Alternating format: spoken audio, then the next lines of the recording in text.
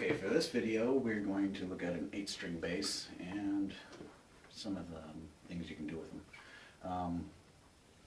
For now I've got my bass plugged direct into a bass combo amp, a Behringer combo, and no effects. There's a bit of compression on it, and I'm bypassing my EQ actually.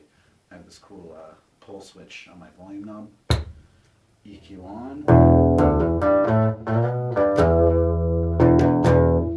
EQ off. With fingers. That was EQ on, EQ off.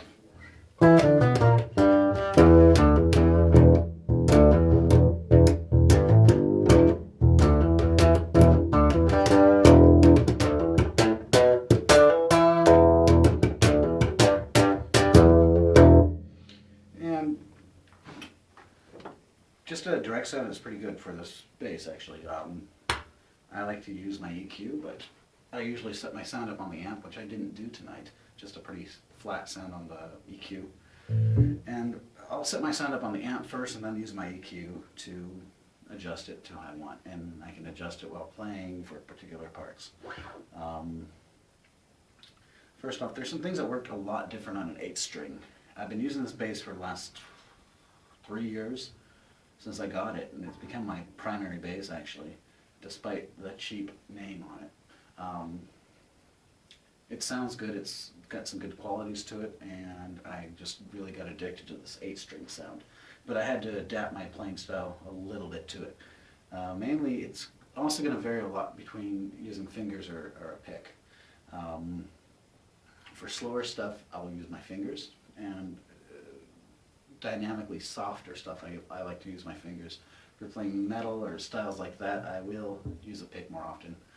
Just to keep it tighter in sound and more consistent, easier to squeeze in those cramped EQ spaces. And yeah, I also get a different tone out of it. With a pick, down picking or up picking makes a difference.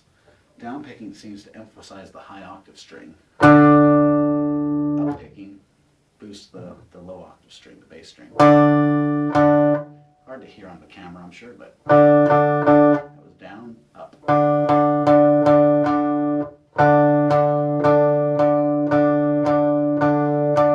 That was alternate, down, up, down, up. With fingers, you tend to, the high octave strings are above each normal bass string, E, A, D, G. And your fingers tend to snap into that high octave a little bit more.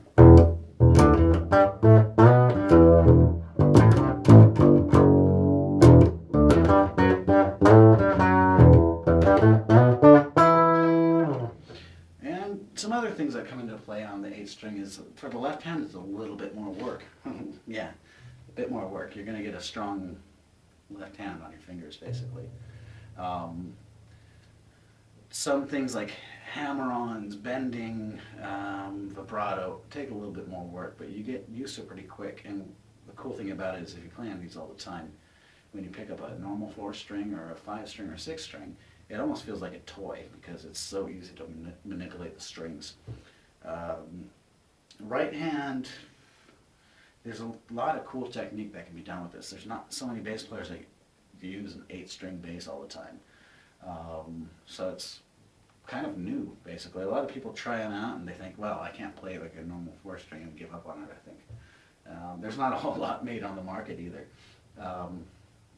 But I can actually mute the low octave really easily, especially with a pick. I'll just use my fingers to mute the low octave and strum with the pick.